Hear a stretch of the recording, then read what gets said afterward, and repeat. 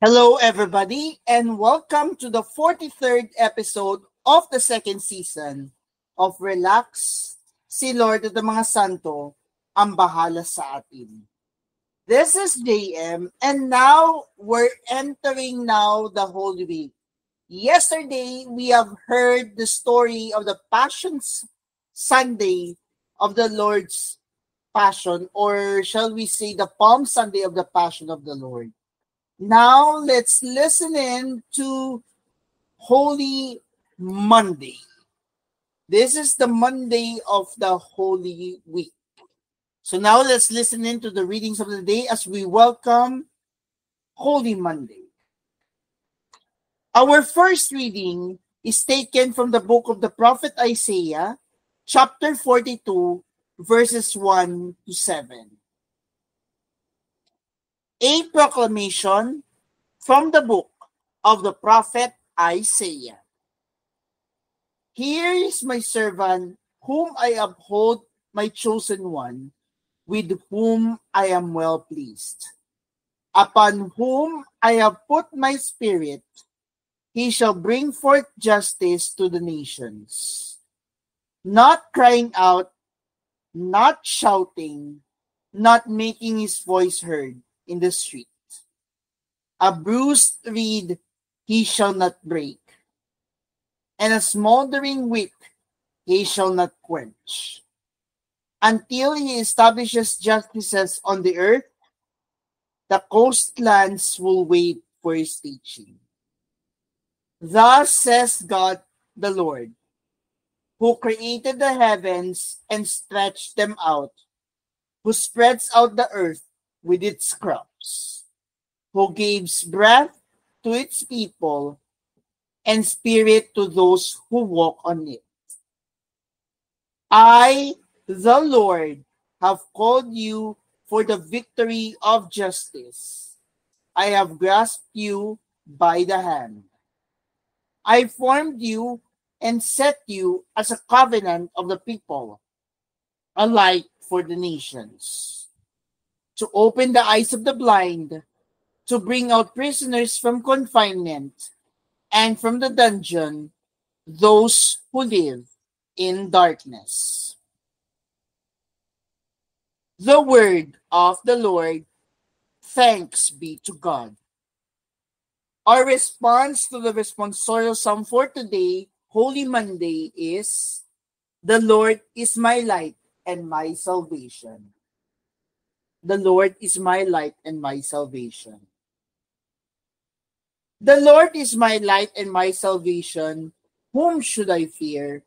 The Lord is my life's refuge. Of whom should I be afraid? The Lord is my light, and my salvation. When evildoers come at me to devour my flesh, my foes and my enemies themselves stumble and fall. The Lord is my light and my salvation. Though an army encamp against me, my heart will not fear. Though war will be waged upon me, even then will I trust. The Lord is my light and my salvation. I believe that I shall see the bounty of the Lord in the land of the living.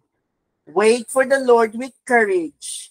Be stout-hearted and wait for the Lord. The Lord is my light and my salvation.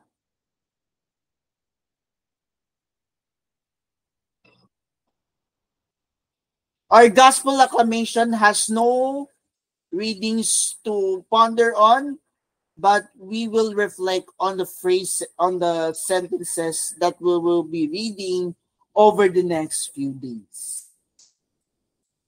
Our Holy Monday's gospel acclamation. Hail to you, our King. You alone are compassionate with our faults.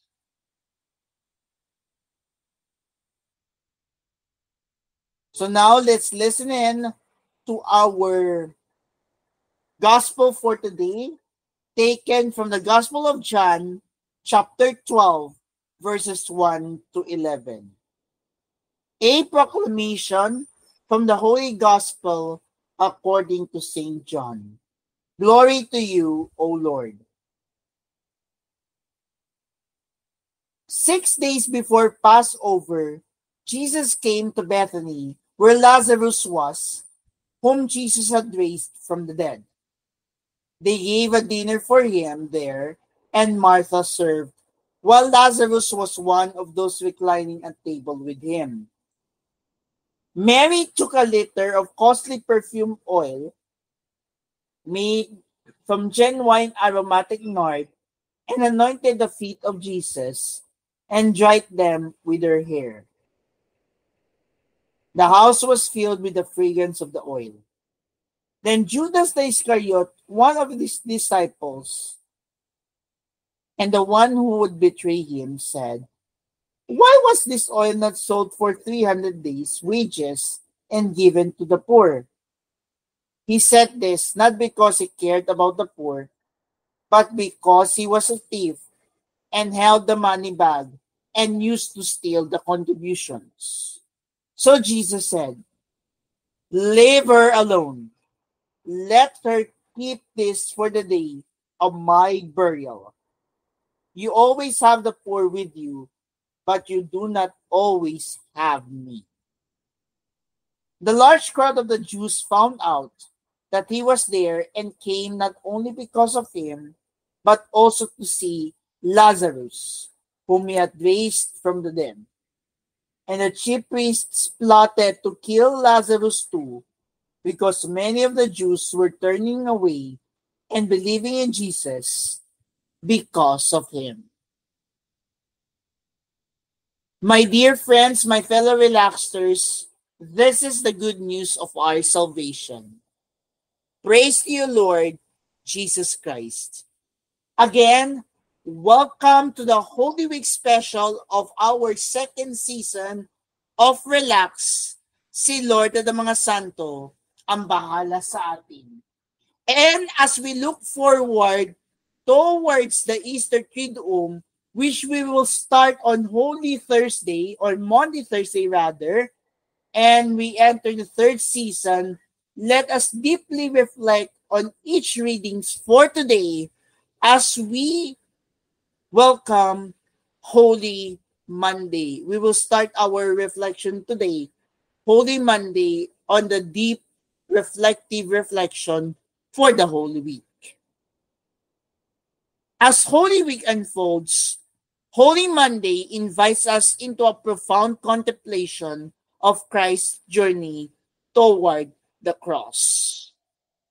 The readings assigned to this day weave together a rich tapestry of themes: light piercing darkness, hope amidst trial, devotion in the face of sacrifice, and the compassionate kingship of Jesus.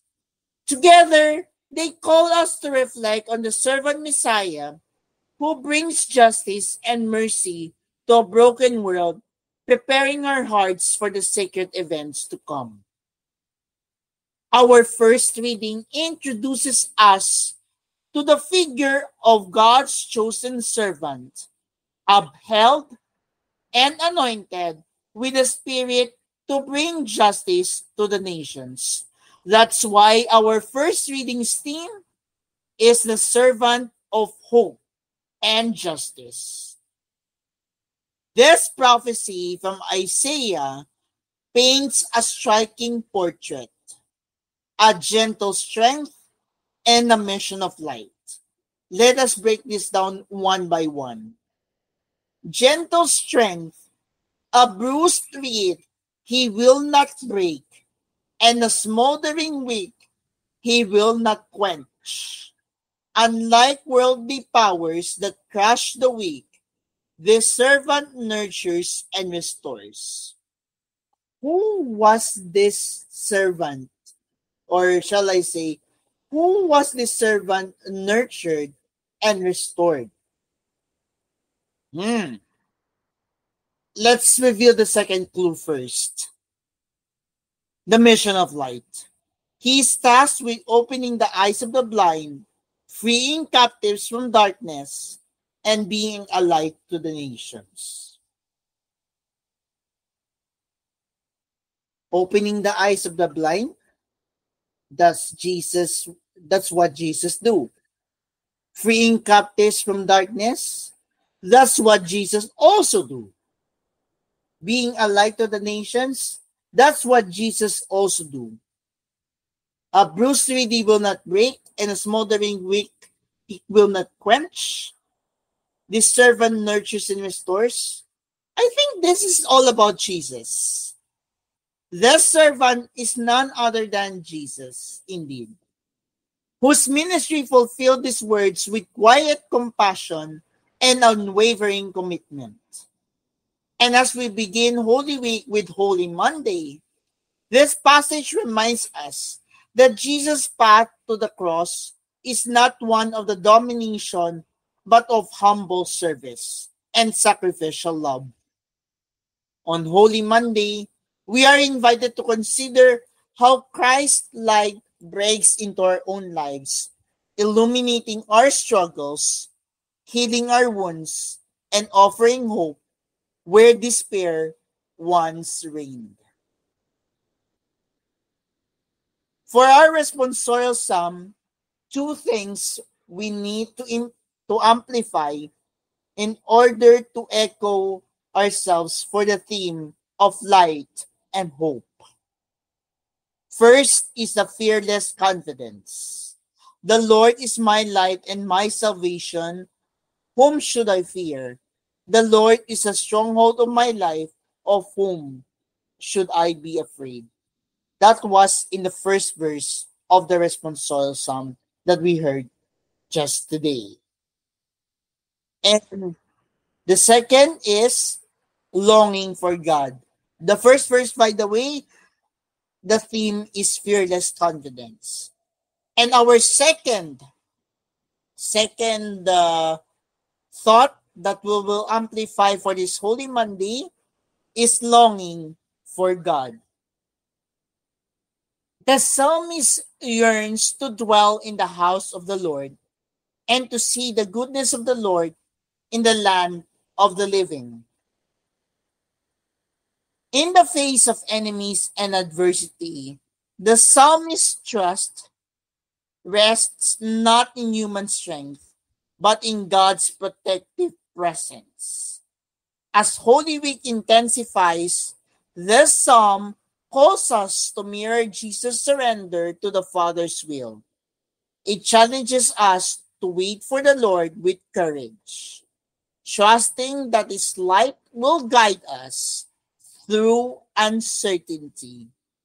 On this Holy Monday, we might ask ourselves, where do we need to surrender our fears and seek God's presence more fully?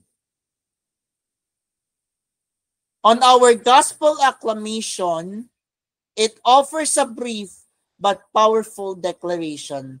And let me read to you again our gospel acclamation for this Holy Monday. Hail to you, our King. You alone are compassionate with our faults. It sounds contradicting, isn't it?